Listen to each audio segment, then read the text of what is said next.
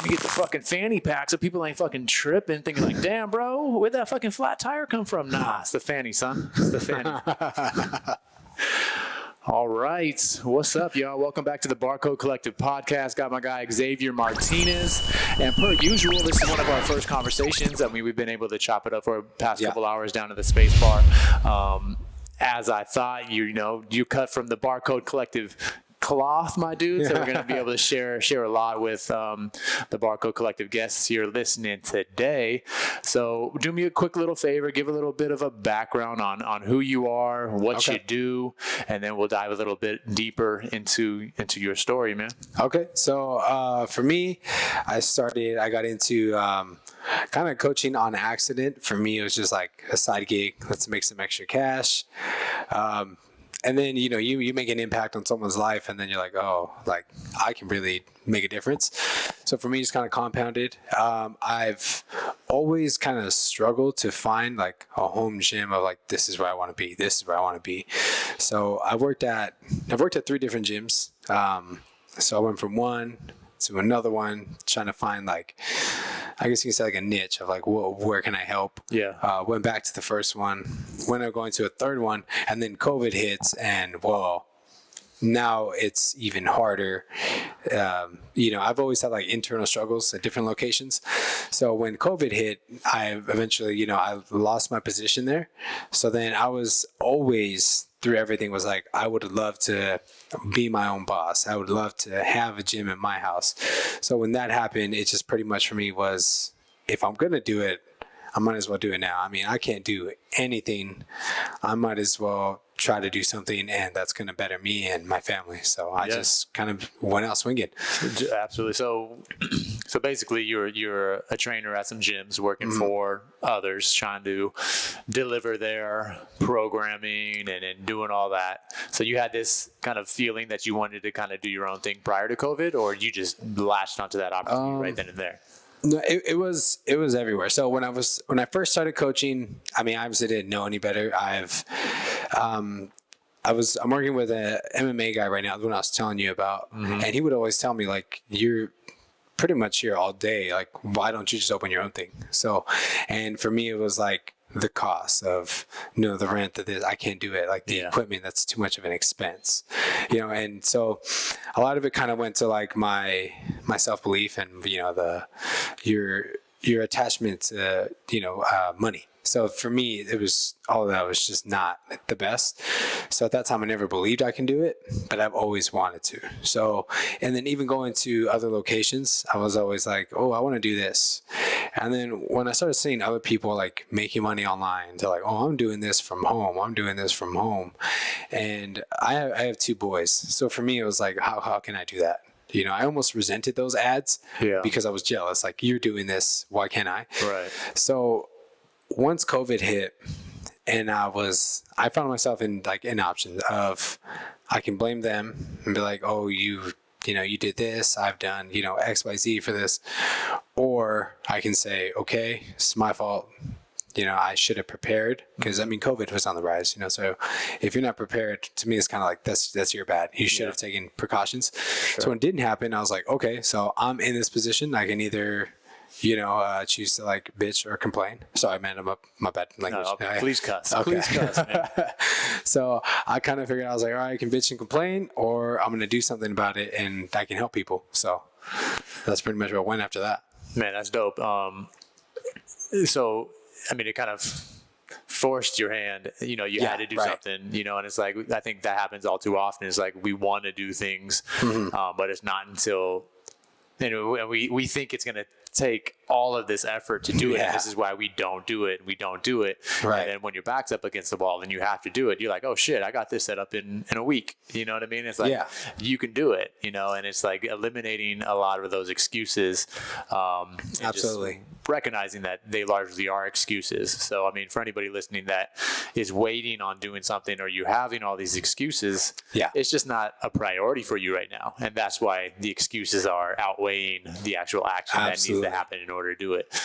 So as like a coach, like I think you first came across the Fit Bar and met my brother Andrew in Seattle because you were at the Vigor Ground Summit. Yeah. So, why is it that you think it's necessary to invest in yourself. So I know a lot of people, a lot of trainers, a lot of coaches aren't the type to go to these types of seminars to further their education. And this was even when you were working for just another gym, right? So you weren't on your own. So what was it? Why did you feel that was important? For me, well, when I first started getting into coaching, it was always the owner of it was always big on like, introduced me to like Bedros, a few other entrepreneurs. At the top of my head, I can't really think about it, but it was always like he introduced me to them. Martin Rooney was another one. So I was always hearing about it and listening to it. I just wasn't ready to kind of adopt the message. I started listening. What really kind of drove me was I started listening to, I don't know if you're familiar with the Model Health Show, Sean Stevenson. So as I started getting to his show, I started learning about how foods affects our, not just like your hygiene, but hormones, the way you feel. So I started realizing that, okay, I'm not eating the best. And then I learned the importance of sleep, through his book, and I think it's Sleep Smarter, I think is what it is. So as I started to learn more, I was like, okay, I'm going to try to adopt these things before I go to anything else. So once I started to feel better about it, I started to realize that I started to perform better when I learned from somebody else who's doing it better than me. Like if you and somebody else are both exact same skill levels, there's no way you can learn from each other because you're exactly the same. You in a sense get stagnant and life keeps going, so you get left further behind. And I was noticing the people around me as I was learning things were like, no, that won't work, or that one, more negative thoughts. And so I realized that I don't want to be a part of that. So I started to, obviously, at that point, I was like, I can't invest in a coaching. I can't invest into this. But what I can do is, this next best thing, which was I'm going to buy books. I got nothing but time to read. I can definitely listen to podcasts. And then, because a lot of coaching programs will be, you have to be ready to invest a little bit. So I knew I couldn't invest into that, but there was a cheaper option of a coaching summit. I go get a little bit from you, a little bit from, let's say 12 different speakers. I've got almost this one whole program made up of different people. Right. And I get to take notes on the way, what I'm taking away, they don't put it together for me. Right. So that for me was big. So anybody who is waiting, like on the fence, no matter what it is, like business, just health, nutrition, like if you're looking to be better, you have to find someone who's doing it better. Yeah, for sure. And it's like, people, these people are, they've put in years of it, you know what I mean? Yeah. So it's like, yes, you need to, at some point, kind of learn these lessons on your own. You need to take some L's so that you can learn from those. Right. But if you can avoid some of those like very obvious things, man, go seek that knowledge. And I mean, and from honestly, like something that I haven't done is a lot of that. Yes, I've seen, I read a ton. I do consume a lot of podcasts and content, but there's a level of stubbornness with me, and where it's like, gotcha. I'm not gonna invest in that. We talked a little bit about that, earlier, where it's just like, I really want to learn on my own, whether that's being stubborn, and a lot of it is, I could have avoided a lot of mistakes had I been more open to listening to others who have been in my shoes. I mean, I guess sometimes networks are created for people and they have people to reach out to or feel like they do. And, sometimes I feel like I haven't had that, but that's, I think a bullshit excuse nowadays when, social media makes everybody so accessible. And I know there's been times when I've reached out to people that I didn't think were necessarily going to respond back, and boom, they do. You know what absolutely. I mean? So it's like, you only have yourself to blame. And, if you want to know something, reach out. I think a lot of the people that have been in your shoes want to help, Absolutely. So cool, man. Do you continue to do that? Do you continue to invest in like other summits? What else have you? So right now, I invest into mentorships. So like right now, I have Steve Krebs, who's a good buddy of Luca Hocevar, if anyone knows. Familiar with them, but they're really big in the coaching space, and that has helped me because anyone who looks to like start a business, for me, like when we were talking about a little bit earlier, my relationships were just so shitty going into it. And even now, it's still a work in progress, still learning, still try to implement. But I think for me, what the biggest thing I found was I was like constantly consuming content and not doing anything with it. Yeah. So it just kind of becomes useless at that point. Because knowledge is just potential power, but it's the actions behind it that make it true power. Absolutely. So when I was starting the business, I was just focused on the numbers, EFT, like how can I get this going? How can I progress? How can I, do this for my family? And I think somehow I was making it okay in my head by saying, I'm doing this for my family, But at the end of the day, they didn't ask me to be an entrepreneur, be super successful so we can do this. My kids asked me to be dad, and my girlfriend asked me to be a boyfriend, So, and they all asked me to be part of the family. And so when I had to, in that aspect, I was losing myself because I wanted to help all my clients. I want to help them whatever it is, And then at the same time, like I felt like my family was just getting whatever's pouring over. So investing into a mentorship, it don't get me wrong, it's good for business. It's definitely going to help me grow a lot. Like from where I started, joining helped me double. But afterward, it definitely, because he'll call you out. For me, it was like, he goes, just this last exercise we did was like 5 questions of, what do you find constantly around you? How do you spend your time, your energy? What motivates you? Simple questions. And there was a few where they sound simple, but when you go down and try to dive deep, it's like, I kept trying to figure out, like, it was really hard for me. And I kept finding business, my boys, and always kind of being everywhere. But my girlfriend wasn't anywhere in there. And I would always hear her like, we never spend time. And for me, I was just like, I was getting flustered with it. So being a part of a mentorship, basically what I'm getting at is being a part of that mentorship and having a coach to kind of call you out, because he told me, like, you're doing all of this, but none of this shit matters if you have no one to do it for. Yeah. So connecting the pieces together has definitely helped me better my relationships. And now I don't feel like I'm at a job. I feel like, I'm in my business again. And so it's like almost you're falling in love with the process all over. Yeah, man. And I think one of the key takeaways is like, don't waste your time seeking knowledge or even investing in a coach unless you're absolutely ready to do the work, because then none of these coaches are going to do anything for you. And right.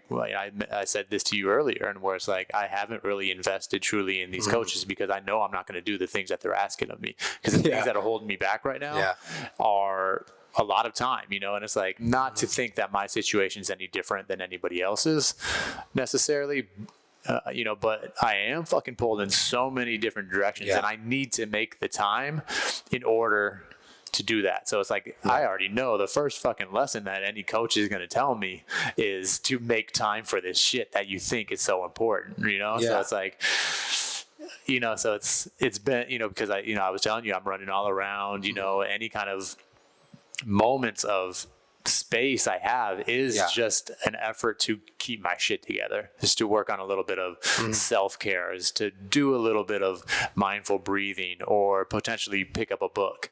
And it's like, how many hours in the day can I work, So it's like, maybe the coach's task probably with me is to really make sure I'm taking that time and then more of that time to create the things that I want to work on. But I just know that I'm probably not going to listen right now. You know what I mean? So it's like, and I don't know anybody that's going to be able to persuade me to do those things, because again, like, I just feel like the responsibilities that I have on my plate right now are just so massive during COVID. And it's funny just listening to myself talk and the excuses that I'm giving right now. You know what I mean? Like, it's if it's not now, it's when, So like for me, it's like, oh, well, after COVID, things will settle down a little bit and maybe I'll be able to do it then. But it's bullshit, as I even hear myself say it, So whether or not that means, okay, time to hire on a coach, or 2, prove to yourself that you can do this. So I think that's still an opportunity for people that don't necessarily have the money,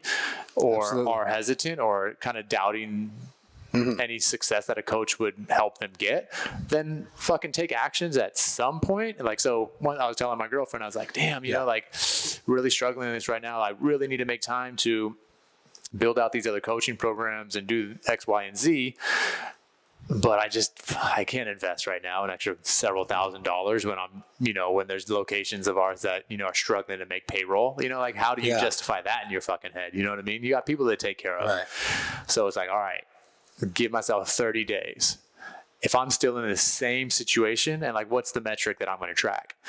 Yeah. My workouts. Okay. I made 3 or 4 workouts every single week. Okay. That means I'm making time for the workouts.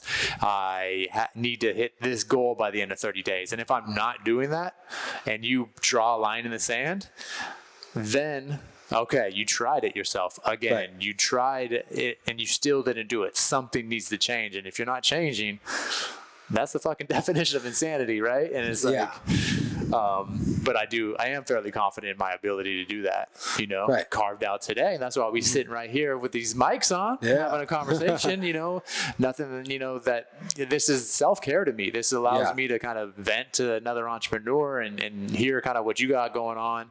Absolutely. So this is steps in the right directions, you know, and doing this regularly. That's the metric that I'm tracking. And these are taking steps. You know, and you can do that. Anyone can do that, but you have to be real with yourself and fucking brutally honest to tell yourself that you're fucking up and hold yourself accountable. Right. Because I mean, some of the biggest lessons I've learned from like different coaches, the one thing that I always find, and even I'm finding myself now, when I help people online, is like, you have to find like what is most important to me. So like, just to kind of give an example, for me, I'm more about family. Like, if shit was all gonna hit the fan, I'd rather lose my business before I'm gonna lose my family. So, and you know, when I see that, I'm like, okay, this is obviously most important to me. So the biggest lesson that I had was, okay, I can make, you know, let's just say from 7 a.m. to 10, I don't want to do anything with the business. I don't want to do anything. I just want to spend time with them. Then I'll go, you know, from, you know, whatever, 10:30 on to, you know, business. I want to work on it here. And usually it just depends, right? If you have little kids, like for me, I have it's going to be 9 months and then a 4-year-old. So I try to be up. 9 months, always fucking up at 5 a.m. Never fails. I'm never going to beat him, and I don't want to. So we'll just wake up together, and I have him. He's pretty much on a routine in the morning where he'll play for a little bit, allows me to kind of do my morning routine and get myself woken up and feel better. So once you kind of, I guess, kind of give yourself that rhythm, everything else becomes easier, more manageable. So, but I'd say the number one thing for anyone that is struggling, because it is pretty hard to find what I'm most passionate about or I care the most about this. So if you can't find that, I would just say start with a morning routine of, I want to wake up at this time, you know, and like, for me in the beginning, it was like 5 a.m. I want to be up. And now I'd always wake up 5:30, 6. So I'm like, all right, you know what? Between 5 and 7 is where I want to start. And now that window, and I wake up, if I'm in that window, which is a lot more reasonable, especially you have to keep in mind, you know, your living situations of how am I living? Can I really do it? You know, if it's obviously just you and, you know, no kids, or if you're just a single, you know, living the bachelor life, then that's, you know, it's a little bit easier to wake up at one time. But even if you have a significant other, that requires energy, you know? So anything that you're giving out of energy to another person, I just say give yourself a window of between these hours I want to be awake and I want to get started, and then, you know, and then I'll start everything after. Yeah. Because when I was all over the place, no morning routine, everything was bad. Yeah. I've even had like sessions where they would text me and be like, hey, I'm here. And I'm like, oh shit, I completely forgot. So like now that feels not happening to me. So it feels a lot better. Yeah. So time blocking sounds like something that really works for you. And how was that adopting that? I mean, you had to kind of, I guess, see that it was working for you to double down on it and make sure that it happens. I mean, and even with that, you know, like training clients or, you know, the time that we spend, you know, coaching people and even ourselves for that matter, like when you're in the groove, you feel so good about it. Yeah. You're like, man, I'm never going to stop this. I'm always going to work out. I'm always going to wake up at 4:30 and do this morning routine. And then you don't, you know what I mean? Like it's such a, but you found a nice groove and you've been consistent with that. And it seems to have helped, you know, the things that are important to you. So for me, it was like I planned for a bad day. I mean, obviously, like you said, when you're in the groove, like nothing can stop you. But if you expect every day to be like that, then you're going to run into some issues.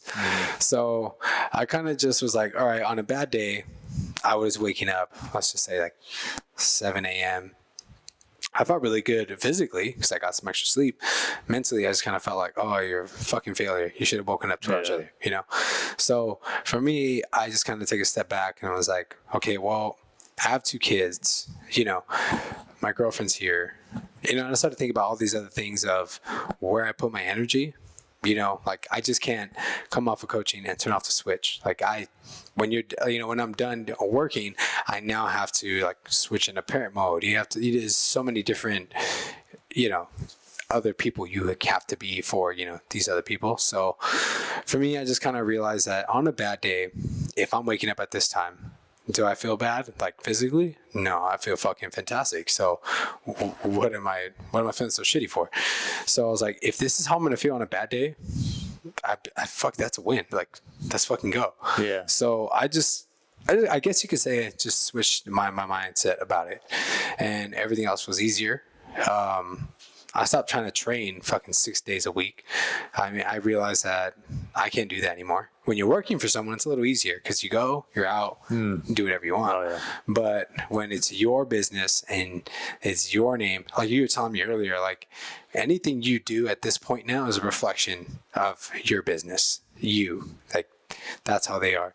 So now when I started to realize that, I was like, damn, if I'm going into this next session with a client and I'm like super beat up, I can't even move. I mean, and I'm telling them, hey, you got to be more mobile. You got to do this. Then it's just like, you can see how they start to bump. Yeah. So yeah, I just stopped trying to go balls to the wall every day and just said, okay, I'm going to pace and I just aim for one win a day. One win a day is good. Yeah, I mean, I think that's doable and manageable when you get clear on things, you know, like being there for your family is something that is a huge priority, you know, and if that butts up against making money, there has to be a priority there. So it's like, if it's money, or if you're telling yourself it's your family, but then you find yourself working 7 days a week, you need to call yourself out, you know what I mean? Because, you know, you're dropping the ball. And that's probably something that, you know, why, you know, I've been having some darker moments is because my motivating factor and why, you know, I do any of this shit is for this. And I've said this numerous times. It's for this vision of having a family. I don't have kids right now, but it's this vision of having a family and being able to have kids and being there for them all the time. And coaching their soccer team or whatever it might be, like being very present as a father and having businesses that I can pop in and out of, you know, but we still have, you know, revenue coming in, and it's like, it allows me to be like a full-time dad. Absolutely. And so that's been motivating in order to show up and get the work done and do all that. But now it's just like, I feel so far removed from that. You know, it's like I can't even stay at home with my dog. You know, like there's no moments at home right now. You know, and a lot of it is bullshit. But it's just like, if that's my goal and that's my reason, you know, it's like that sure as hell couldn't happen. You know, I'm nowhere near that. And if a kid came in 2 weeks, the systems aren't in place for me to do that. So it's like I'm feeling so far removed from what my why is like, it's very frustrating to me. You know what I mean? Yeah, absolutely. And I think that could probably stem why too. You feel so passionate about taking care of everybody else too. So it almost kind of feels like it's like a testament of like, if I were to have a kid, can I really take care of them? Well, let me take care of these people, see if I can't really do it. But I don't think it's a bad thing. Like you said, it's one of those things where It's not easy, and it's definitely not going to be for everyone. But if it's possible, if there's even that 1% chance, I would do it. Because the worst case scenario is it doesn't work. There's always jobs out there, always. And that's one thing I had to tell myself, where if this doesn't work, I put in all this money, fine. I mean, it's not like this money was going to be spent somewhere else. At least I helped people along the way. I was able to, do some cool things, have some cool experiences. And I've, like I said, met a lot of cool people. So, I mean, fuck it. If I'm going to do it, do it. If there's a 1% chance, then it can happen. Yeah. No company just starts successful. Yeah. Was it Apple started out of a garage? So I think if Apple can be where it is now out of a garage, then, why can't anybody else come successful? Absolutely, man. So, father of two, COVID hits, you're training, you're working for other businesses.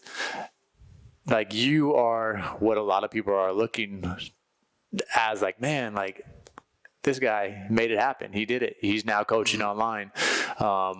What's like one of the biggest pieces of advice to do that? I was telling you about some of the programs that I want to start launching, and some of my reservations around it.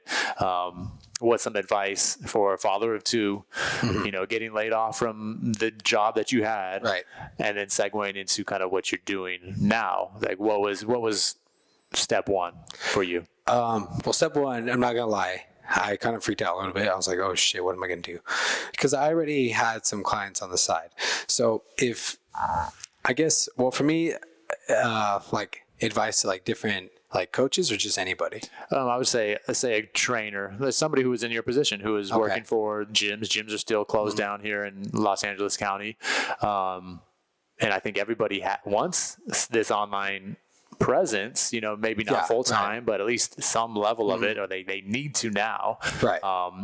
What was kind of step one for you to kind of get that set up? You had some clients on the side, but like, what was it to kind of double down on and try to pursue strictly online coaching? I mean, you're doing some in-person stuff too, right? Yeah. Yeah. So what was it for you that you put into place in order to kind of make the business happen that you currently got going on? Well, for me, the step one was, luckily I always kind of had a niche everywhere I went, which was, I'm like a form Nazi. I like to make sure, like, from breathing, your feet, the hips, like I just kind of, most coaches are rep counters. I'm a body watcher. Like I just gotta make sure.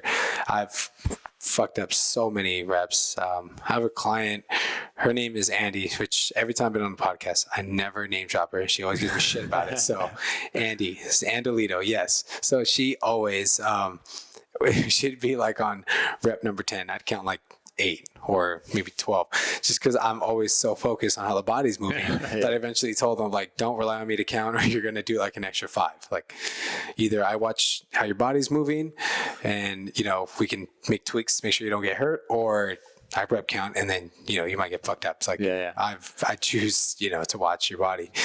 So I always kind of had that everywhere I worked, where it was, I always just aimed to make them better. Doesn't mean you have to be super big on form, if you're not, just wherever it is that you've worked or you're currently working, like, because some gyms are still doing some online stuff, just provide value and there's no wrong way you can do that. Like, even if you don't know enough as, someone you idolize, if you know 1 or 2% more than the average person, they're going to go to you and they're going to really want to learn from you. And if you are doing the best with what you know, people will appreciate that every time. So just continue to provide value, because that's what worked for me. When I eventually was laid off, I was able to get like 2-3 clients just because of, I always try to help them. When I was there, I try to help them, like with whatever it was, whether it was listening to them about, marriage trouble, or it was, hey, my hip's hurting, how can I release it? Anything, I just tried. Excuse me. And there was times where I was like, I can't help you with this, but I can be a friend. Do you need a friend? Like, and that's huge for people. So when you provide that type of value, once you go on your own, people just kind of see, hey, he did this to me when he was here. I wonder what it's gonna be like on his own. So the first step, number one for me, like once I was on my own, because I had no equipment, I was actually borrowing equipment. But once I got laid off, it was like, hey, this is for team members. Technically, you're not anymore, so we are going to need it back.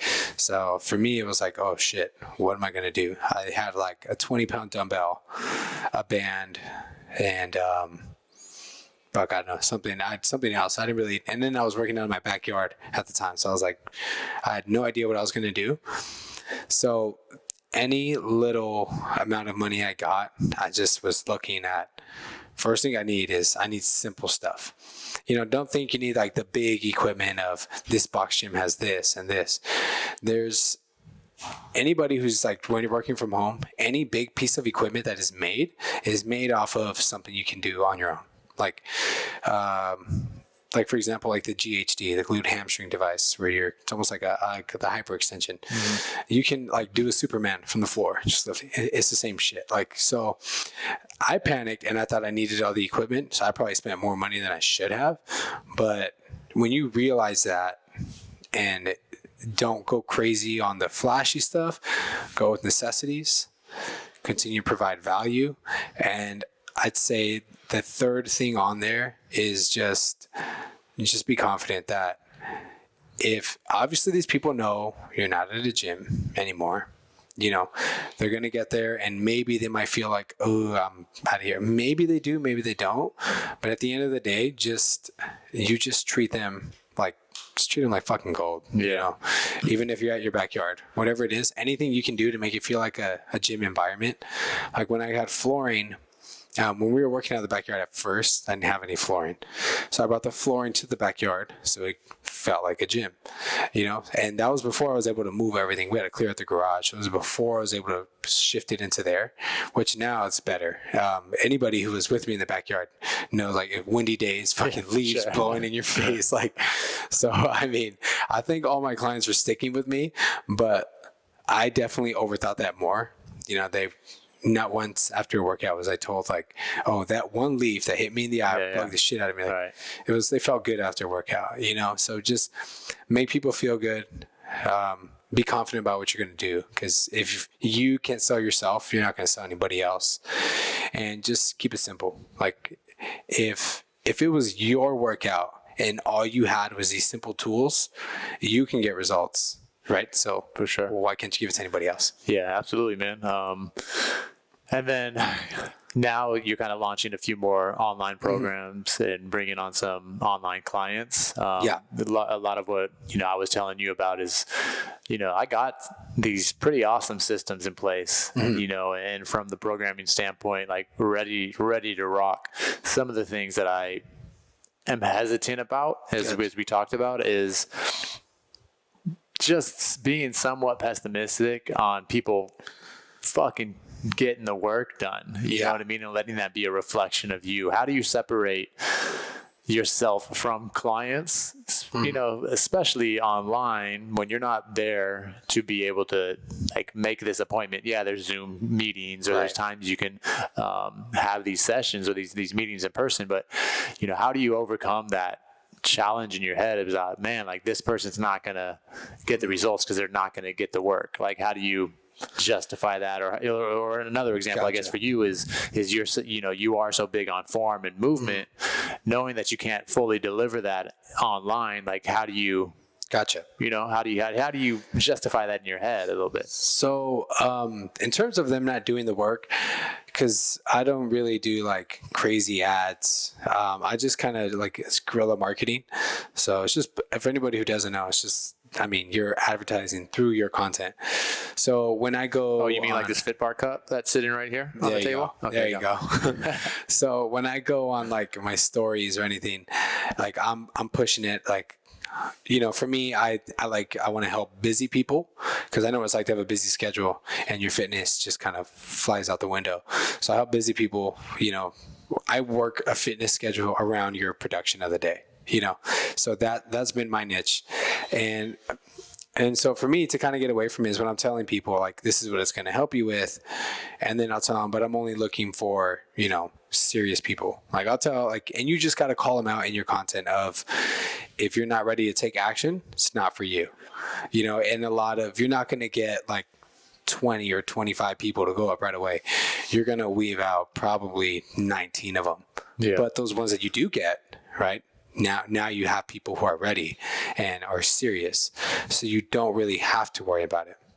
You know, for anyone who is busy, they're investing into and you know, just investing, and they're ready to do it, you have to be pretty serious at that point. Yeah. Right. Like because anything that you do like that, you know, it's not going to be something you're going to spend, you know, a cheap amount on. Like, you're going to spend a little more. Yeah.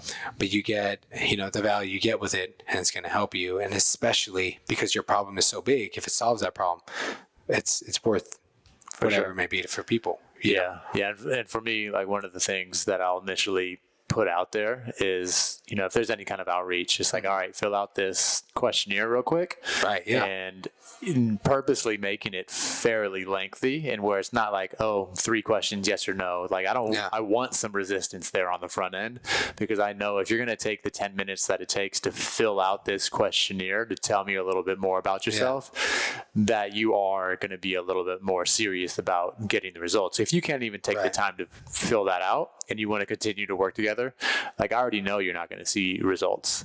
You know what I mean? So it's like looking back at those who did fill it out versus who didn't fill it out.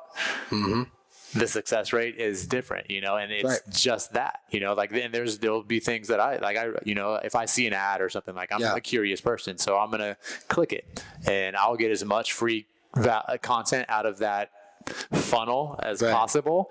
And then sometimes I'll go through all the questionnaires because I'm like, oh, I'm really digging what this person's doing. Most of the times I won't, because I'm not that serious about what that person's offering or my need for that right now. So I think setting up some of those systems would be helpful as well. 1, they fill it out. You have all the information you ever need on them. 2, they don't. Okay, you got an excuse not to work with that person because you know that they're not going to actually benefit from what you have to offer.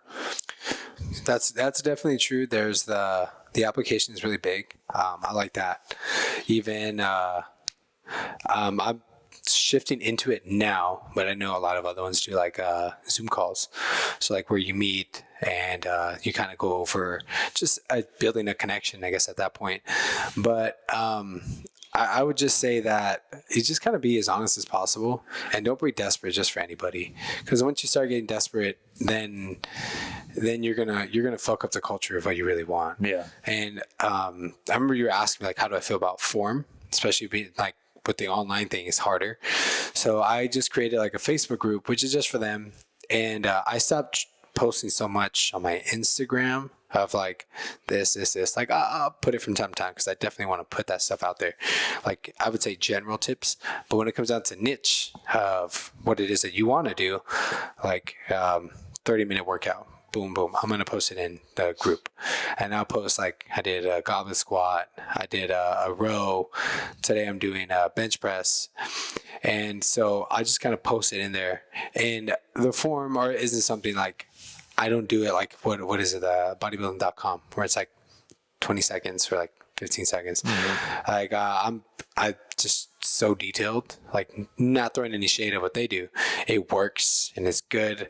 I just have this thing of, I have to be oversimplified. So, like, I'll tell them, like, do this, you know. If I basically break it down as if I want my 4-year-old to do it, I want to make sure he can do it just by watching the video. Yeah. So my form things would be like anywhere from like a minute plus, which, I mean, it might be too long, but it makes me feel good that if you're fucking it up after that, you know, maybe we really gotta switch the exercise. Yeah. You know, so I think, I mean, it's safe to say that, like, if you want to segue onto online, like, you just need to continue to do the things that you've always done and just deliver it in that way. Right. I think a lot of the times with online coaches in the past, you know, say pre-COVID, a lot of, or we just say Instagram trainers, not online coaches. There's been a lot of great coaches online, but more of that typical, like, Instagram trainer who, in my opinion, you know, was looking to cut corners, was just looking to get, like,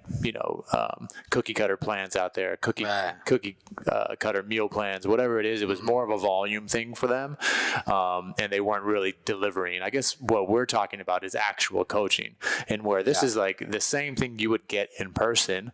The coach has a different set of metrics on how they're trying to get you from point A to point B, and it's an online coach versus an online trainer. You know what I mean? I think trying to differentiate the two there. So if you have any hesitations on like, oh, how do I roll out these programs? You roll out the programs that you've always done. All you're doing now is doing it digitally. You know, like the goal isn't to be, oh, if I can do this, I can onboard 100 people, and where if I was in person, I can only do 10. You know what I mean? It's, I think, and again, like when I talk, like I'm talking to myself a lot of the times. You know what I mean? It's like it helps, yeah. And then not just that, but now your market is all over the world. Yeah. Like if you think about it, you're in person, it's locally, or where are you willing to drive? Whereas like online, you can. Like an old buddy of mine, he's in the military. He's stationed out in Germany, and he signed on. Now I have someone in Germany. Like that's cool. And it's just really all about just online. Your demographic is way different. It's everywhere now. And if like there's some people where they feel like I live in a low income area, I don't feel I can sell this XYZ, which even if if anyone's familiar with like Southern California, so San Bernardino is like typically like people kind of reference that as like a bad area, but there's good and bad in everything, right? Good and bad in people, there's good and bad in cities. So what I would say is, where around there can I look, And so that's, if you look around, and this is just an example of this place, like people will label San Bernardino as bad, but if you go like 15, maybe 20 minutes, you can hit Redlands, which is now an upper scale neighborhood, not far. So then you just kind of take your ads, and I know I want to market to these people, even though I live here, and you're still gonna be able to make money, and that can be done for online or even in person, So like even where I live, like I live in Hesperia, we have Victorville, and then Apple Valley, neighboring cities that I'm gonna market all of them, and I'm gonna find which one works, and I'm gonna go more in there. And if you don't know your neighborhood too well, just drive around. Like if you drive around and you start hitting nice houses all of a sudden, okay, cool, this is probably where I want to market. Mm-hmm. These people look like they have money, So, and that's in everywhere you go. You have good and you have bad. Just like we search really good in people, search really good in where you live. Yeah. So you mentioned marketing a couple of times. And most of that happening on Facebook. Like you're using Facebook and Instagram to market, and you're targeting zip codes. I've been doing Instagram. I forget about Facebook from time to time. So I've basically just been doing like the group stuff. So I'll go on there, and now I linked them. So I just have to post on Instagram, and then it'll go to Facebook. I would say if you're going to market, my mentor told me Facebook is better, because Instagram is more of like your, like what's trending crowd, and Facebook kind of gets labels for like older people. But at the end of the day, who's going to pay, the older people or these? So Facebook would probably be the best one. What are you using from like metrics? So say, are you looking at the analytics of any of these like ads that you're posting and trying to dial them in, or is it more like a shotgun blast of like, I'm going to hit this zip code right here? Like, do you have anything that you like, what are you using as a successful campaign? So I've only ran like 2 ads out of Instagram. A lot of it's just been like guerrilla marketing, but I just kind of look at the insights of men or women who's really looking, which helps, because then you can, see like if your target is men and more women are looking, then maybe you got to switch it up. Mm-hmm. Or you can see it as, okay, more women are looking. I'm just going to cut out the dudes. I'm just going to market at women. They're more anyway. It gives you the age groups, and I think it gives you locations. I'm not too sure. I kind of forgot. But for me, I was just looking at the gender and age, and I was just kind of seeing from there. That's what definitely helped me kind of build up to my niche. I want to help busy people, and really the busy people for me who are really ready to like invest and be on it, probably like late 20s, like mid 40s, So that for me is where people are like, okay, I'm busy. I'm going here. And, so I just kind of give them a plan of where to do it. Yeah. So that's how I was able to find that. Initially, I just kind of ran ads just to kind of see what's going to work, who's watching. And as you pay attention to the insights, like numbers don't lie, you can see who's watching. And when you see who and the age, I would say, like, if you don't have a niche, if I find, so let's just say it's females in the age of 30 to 40. Okay, this was like, if you ran an ad of, like, let's just say tight shoulders, this was who, the age, tight shoulders was their problem. I'm going to fix this problem and I'm going to market to these people. And that just makes it way easier. Yeah. And then it kind of kills your competition too, because you're super dialed in and a niche. So yeah, for sure. And not to like gloss over this whole, like when you were saying guerrilla marketing, I mean, it's I think marketing to the people that are already like in your network. And the point of advertising, I think, like now a lot of it is to get people to know you and to trust you. And yes, you want to establish yourself as somebody who can fix their problem. But with so many different people online or whatever, the people are going to invest in you are the ones that trust you. Yeah. And when we're talking about building that trust, yes, you can go and you can create ads and target people, but know that it's building trust. So if that's the goal, you already have an audience at whatever level that is. So start there, right? Start with your story and start with using that as an actual opportunity and providing real value there. And I think that's something that I like. It's, I share very openly on my story. It's not like it's a business page. I check in all the time at Fit Bar and I post my bowls or whatever it is that I'm doing. But it's interesting to see what I share, and when I share it, what gets engagement. And like when we're talking about trying to build a relationship, you have relationships with those people that are currently following you. They might be friends from elementary school or high school that are low key watching what you do. And when you make an offer or let them know what you're doing from whatever, those are the people that are readily accessible to you. And as far as knowing you, those are the ones that know and trust you. So like, don't sleep on this idea that these people can become customers of yours and not just a friend or somebody from your past. Absolutely. Because I was able to sign up, and that's another good point of don't be shy to ask. I was just sending DMs of, I'm just going to ask. And before I was always nervous of like, they're not going to respond. Whatever it may be. For me, I was just like, oh, they're not going to respond. And then they're going to think I'm just fucking annoying. But at some point I was just kind of like, you know what, screw it. I'm just going to go for it. So I just sent a DM of like, let's just say, like, for example, let's just say we'll use like Miss Jones. Just random. So like, hey, Miss Jones, I put together, and I reached out to people that I've already had a relationship with, like you were saying, high school or elementary. It's like, hey, Miss Jones, I put together an online program that helps busy people transform, their bodies in, let's just say, 90 days. I know you're super busy, so I just want to say, thank you for taking the time to read. If you're interested, let me know, and I hope you hear back from you. Boom, send that. And the response was like, hey, I've been seeing your stuff and I've been thinking about it. Or, hey, like, oh, tell me more about it. The engagement I got back from it was like, oh shit, people. And these were people that I thought, you could almost feel like, hey, I'm doing this. Why don't they hit me up? Why don't they hit me up? And it's like anything else that, we do, where I was like, oh, that's cool. I'm gonna get back to it. And then just forget, it can be like a text message too.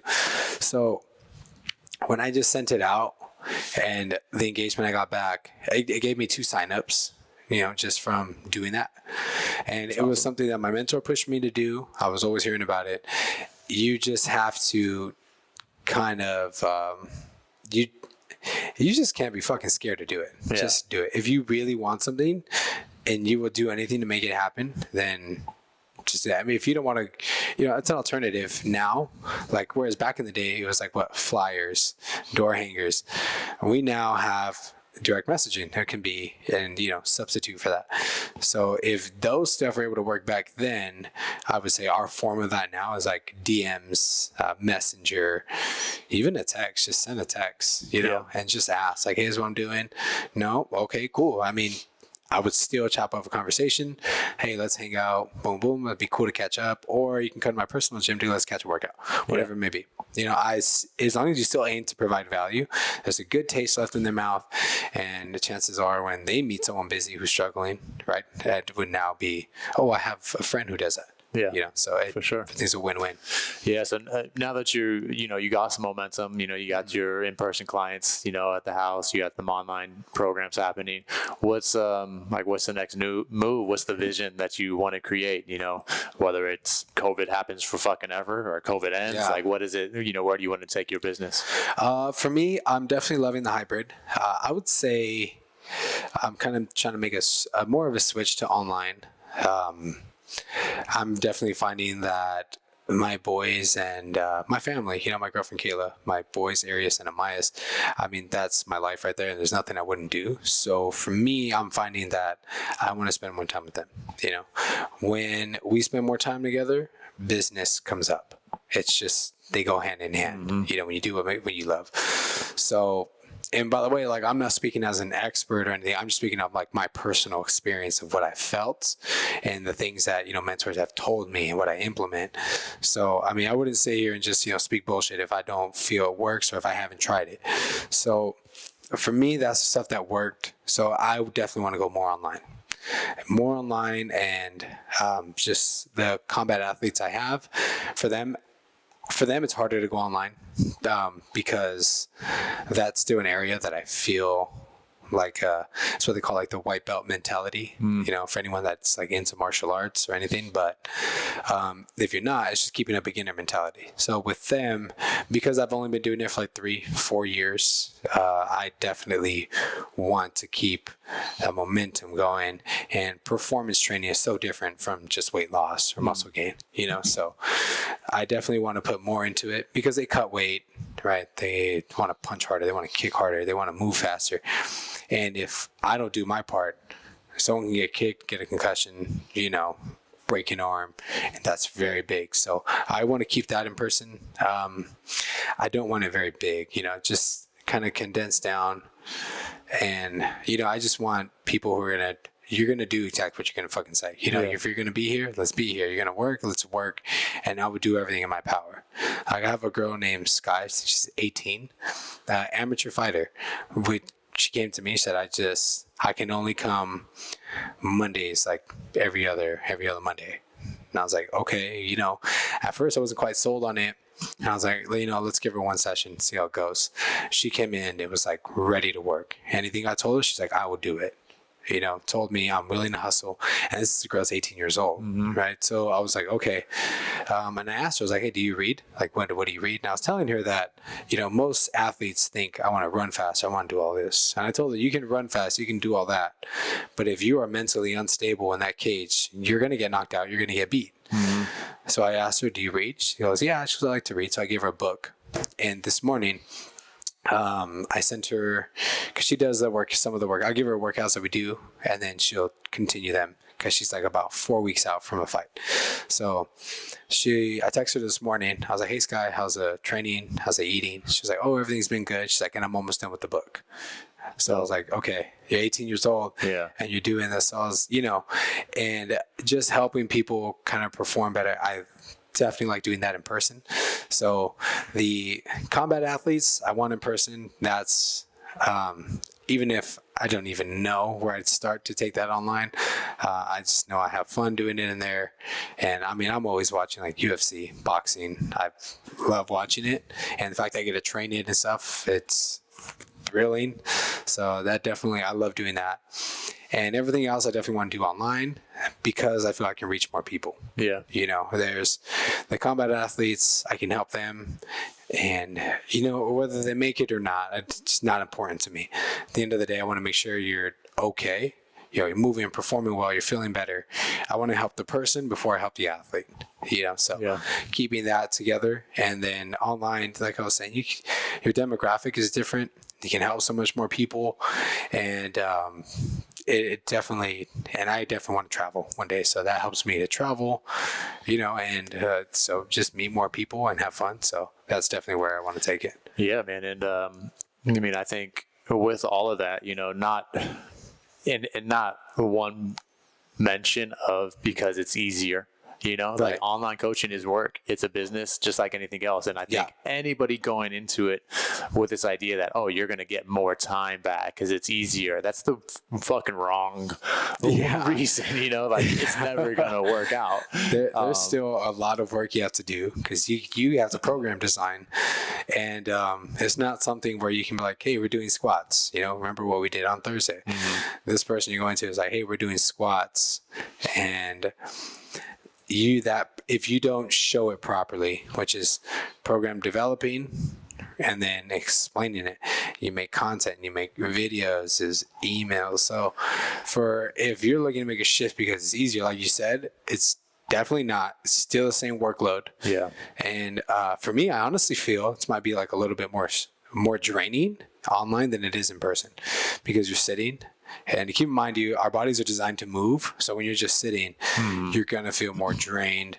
Because, my dad's a truck driver. So anytime he comes back home, he's like, I'm tapped. Yeah. So if he feels like that from sitting, driving all the time, just because he's like having to drive, and they're not going to make the shift of you being on a computer and answering, questions, making content. If anything, I feel it's a little harder. Yeah. I think for coaches that are looking to do this, I think you can put together a team to help with that. Again, it's like seeing where you can lean on others so that you're not being redundant. So say for the example of like filming the content of movements, a walkthrough on how to bench press. I think that's things that you can team up with people on, as long as, you guys are all maybe building a business together.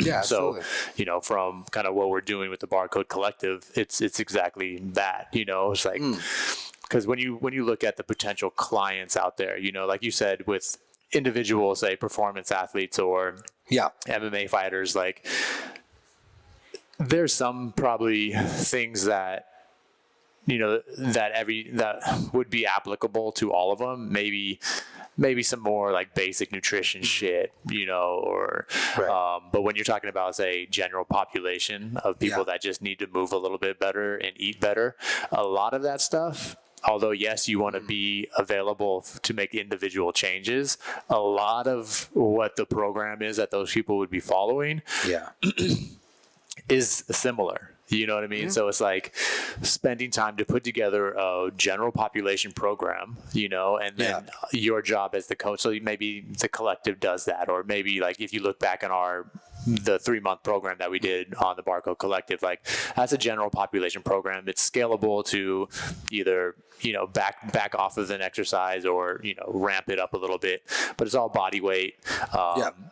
So I guess from that perspective, you can align with people who can film some of the programs, do some of the workouts, and then your job as the online coach is to do what you do best and hold people accountable, become that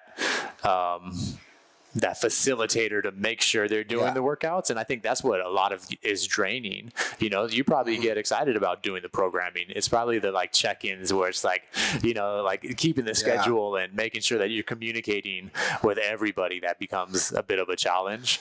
So, it's definitely like when you do the things you're not used to, where you feel the friction, but it's going to be like anything else. If I could honestly go back and tell myself something, I would say invest more into developing yourself and your business, and not so much developing of how can I make you squat 2% better. What was told to me, you only need to know to 1, 2, maybe 5% more of the average person, and they're gonna listen to you. If you had to walk into a gym right now, most people know I want to do squats, I want to do lunges, and I'm going to do maybe hip thrusters or deadlifts for my legs. Most people you will already see, and they're not being coached. You would just already see them in the gym doing that. Maybe they saw it. They went on bodybuilders.com, got a program, followed it, like, well, I want to do this, or through a friend, whatever it may be. They know basics, right? And anybody that I've helped has, like, when they do the basics, like, I saw some results. The basics work. I don't go crazy with the programming. I'm not like, let's do like a push-up, clap your hands, or by no means necessary. I definitely, you have some accessories, right? Like, for like the bros out there, the cable flies or lunges or something, you have accessory workouts, and just focus on your big compounds. Like, if a female came up to me and was like, I want to build my glutes, okay, I'm gonna find one compound movement, which maybe we'll throw in some squats, and like I said, I'm big on form, so I want to make sure they're still training range of motion. So if you're doing box squats, I'll probably do elevated lunges just to get you through a full range of motion. That's just where my head goes. But like I said, there's an endless supply of workouts, endless supply of ways to do it. So anybody that absolutely wants to do it different, just feel free to. Just keep in mind that if the way you put in let's just say you put a program together and you tell someone, oh, I did this because it's going to do this to the muscle or whatever. And then even that one thing, they're like, oh, I didn't know. That's it. That's all it takes for them to be like, okay, I'll try it. Yeah. And then they get a different, stimulus from it. And now you're now the expert to them. So I wouldn't go into, you need to be certified. I recommend that. Absolutely. I went through Joel Jamison's conditioning course. That one was amazing and helped me a lot. I went through RPR, which was like activating through the nervous system. Helped a lot. I got a personal training certification. So if I had to go back to myself, and I would say those two are really good. So, but if you only can afford one, just pick one that is going to help. Like, RPR is good for anybody. Conditioning is good for anybody. But I know if I want to do this and maybe I want to help athletes down the road, maybe I want to do this first, So, or if you feel like you have a good understanding already of how to program, you're a past athlete, then maybe I just need the RPR right now. Yeah. I'm good at this other stuff. Like, I would just tell myself, keep it simple and dial in more on how to get people to listen. Because if you have the best fucking program out there, but you have no one to do it, well, then you just wasted time. And now what good is it really? For sure. So I think, the point there is, like, if you, doesn't matter how much if you're just a straight up nerd and nobody wants to spend any time with you, then, they're never going to listen to what you got to say. Exactly. So it is, like you said, developing yourself, building your character, having more to talk about outside of, form checks, you know what I mean? Because it's in between those workouts that the people are ultimately going to get the results. It's not the workout in and of itself. It's in between it. It's getting them to show up for the next one, getting them to eat well, getting them to recover, getting them to sleep. Yeah. And I think that's huge, and then people get in their own way about doing it, because they think that they need to have certification A, B, C, all the way to Z, when it's like, if you have a general understanding and you're doing pretty well, maybe you, again, so in this case, like, I'm not a certified personal trainer. That was always the goal, you know what I mean? But we did, what worked for us in the time, 10 years ago was to buy and open a gym. So we were the operators, we were the owners. There was not time to actually get certified. So fast forward 10 years, like, we just fucking business after business, still have yet to do it. But not only my time in the gym for the past, how old am I? Fucking now, 20 years, but the 10 years of owning a gym, like, I have a pretty extensive knowledge of programming and everything, but there's still this reservation about, like, okay, I'm probably not going to be writing the programs because I'm not a certified personal trainer or strength and conditioning coach, even though I can, right? But there's still, like, what I want to deliver. I want people to know that. So what I would do as a coach, and knowing that I'm more than capable of getting somebody to do a workout, I would reach out to somebody like you and be like, hey, Xavier, can you write me a program for this client? I would bring you in on this, like, client, be like, hey, now you have access to me as your coach who's going to get you from point A to point B. We're going to talk about nutrition. We're going to get all that covered. Yeah. Xavier's going to be our strength and conditioning coach. He's going to write this program. If you have any real concerns or questions on any kind of movement, yeah, I can help you, but I'm going to send you to the expert, you know, that he's going to be in our corner. Yeah. And now you're building out a collective of coaches and trainers of resources for people to really deliver a program that fucking has no excuses for you not to succeed outside of yourself. Because it really is like, I mean, I definitely do love it, especially because, I mean, let's be real. There's a lot of people that are like full of fluff out there that do this. I can go on ads of fitness influencers, right? Where I'm looking at their squat and you can see like, oh, you're weak here. Like they're almost influencing people to do shit wrong, you know? But not that I'm knocking them or whatever, but what I'm saying is even in these people, those form corrections exist. So the point is like, personal training certs, I feel like a lot of them are bullshit. You know, if you go to like some of them, like I won't name drop any, but I mean, I've taken it and I've seen and read on others where I'm like, okay, I've gotten a few good takeaways, but nothing like experience that I've had. By the way, I dropped out of university, didn't get a BA. I had to do everything on my own. And I went and seeked out people who were doing it at a really high level. And I just learned from their content first. So you got to learn, and you don't learn unless you apply, right? So learn, apply, then teach. So for me, I learned it, applied it, felt the benefits. And I was like, okay, I know how this helped me. I'm going to help this person. And then I will learn how it helps them and, you know, adjust along the way and, you know, so on and so forth. But it would be like, you know, like I don't think there's a business degree out there that will provide you as much value as you've had through being on the field and dealing with customers and actually, you know, being in the trenches with it. It's the same thing with training that I would say if you don't have a cert, I've never once been asked, where's your certification? You know, I've never signed up someone and said, well, where did you get certified? Never. My girlfriend will do it to mess with me sometimes. She's like, I would ask. And I'm like, well, you asked me about food. And I mean, I've gone through NCI, I think it's Nutritional Coaching Institute, where it teaches you how to coach nutrition. But I mean, by all means, like, I'll tell her, like, you asked me about this, but I'm not a nutritionist. Doesn't mean I don't know. Yeah. You know, but it's just, there's ways to go about it. Certified would be like, in my opinion, getting a bachelor's degree. You know, there's successful people with that one, successful people with one. To me, it just doesn't matter. Yeah. What matters is, are you willing to learn? Are you willing to provide value with it? Are you going to be genuine? And if you do those things, you know, you're going to be fine. Doesn't mean you shouldn't learn.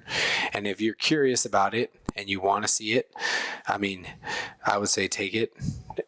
And if you feel like, hey, my business, I really don't want it, I just want to do a bunch of extra shit while working for somebody, then at least you have that back cushion that will help you get hired. For sure. So there's goods and bads in it. If you're looking to work for somebody else and help them build the business, I would say get it. Because obviously this company might have a reputation. Like if you want to work for, like, let's not know, say a 24-hour fitness, yeah, you do need to be a certified personal trainer. But if you're looking to just build your own and you're ready to take that step, I wouldn't invest into personal training certification right away. I would say build up your business because you need people to come, and then you get it and see how you can better help. Because when you better serve these people, and then now the next wave comes in and it's better, you know, it will add value. But I think right away, as long as, like I said, as long as you know a little bit more, you'll be good. And you can find it anywhere. There's books. I came across a book. It was the golden age of strength and conditioning. And I was reading how they did strength and conditioning like the 60s, 70s, where the United States was like miles behind Russia, where Russia was like already doing kettlebell swings. And that was like new for the United States. So I was reading how people like just out of a space like this one here were training football teams. Half in here, half there, cycling. and that helped me because I was realizing I can do it out of my backyard. I can do it out of my garage. And every coach that they said didn't matter about what I knew, it mattered about how I made them feel. Yeah, for sure. That was big for me. Yeah, so I mean, seek out those certifications. They are going to be important, but the point is, you got to build confidence, and you got to deliver and provide huge value and a lot of service. Don't let any of the things that you don't necessarily have right now prevent you from starting again, because there's other people that you can lean on to help program or help you with the nutrition front. But you just need to kind of start, put together the things again that are going to make you feel more confident in delivering the service that you want and value and get people results. And just know that you don't have to do it all your own.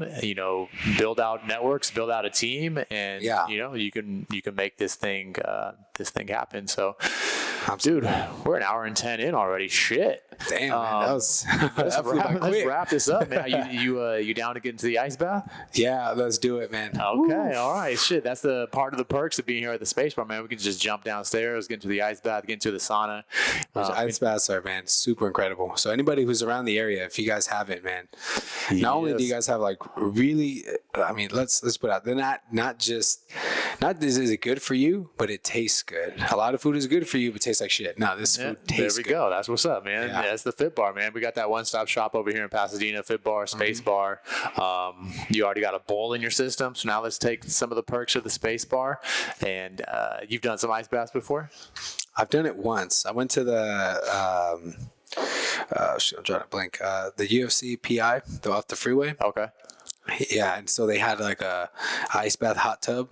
Oh my gosh, the ice bath. So I'm a little nervous, but it's intense, man. It really is intense, but huge benefits. So we'll get in there and we'll warm up a little bit in the sauna. So yeah, man, let's get off this camera. Let's go get in the water. Let's do it. All right, brother.